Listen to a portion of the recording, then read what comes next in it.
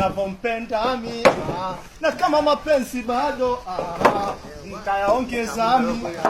Nasema kama anapenda kweli Mr. Bunda. Mr. Bunda. Vipi bwana mshikaji wangu? Kama kawaida anapanga panga na nyimbo yako nenda. Mwambie. Vipi mwanangu ya nyimbo? Mbona unaipenda kweli mshikaji wangu? Hiyo nyimbo naipenda kwa sababu ya nini? Oya, kuna mtoto mmoja mwanangu. Mtoto gani tena huyo? Alichanganya mwanangu, si nikamfuata Mondi mwanangu, nikamwambia oya. Kwa sababu Mondi mimi sio kweli Mr. Bunda. Unaenda kunidanganya hapa Mr. Bunda. Mondi mimi mshikaji wangu nikamfuata nikamwambia Mondi.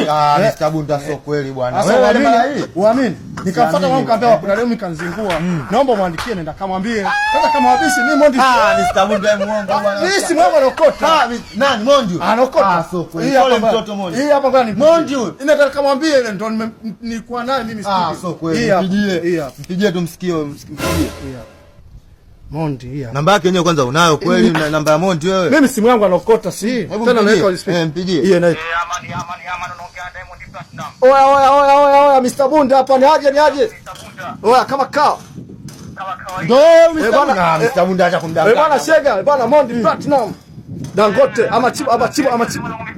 Oya fresh mwanangu. Oya mtoto mmoja mtoto kanikuta hapa na naimba ile nyimbo yako nenda kama mwambie ile nyimbo si kipindi unaandika mimi nikuepo kipindi siku ile. Mwanangu idea yako mwanangu ile kipindi kile tunaanza mwanangu idea yako. Sio kweli Mr. Bunda. Au sio?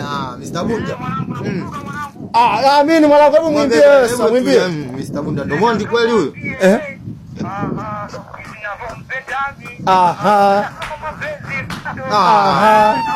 Oya Mondi. Sauti wa umiza ngoma sava. Haina noma. So umeona? Sio sipele kubisha pumbavu cha Simba kwa Malaela. No.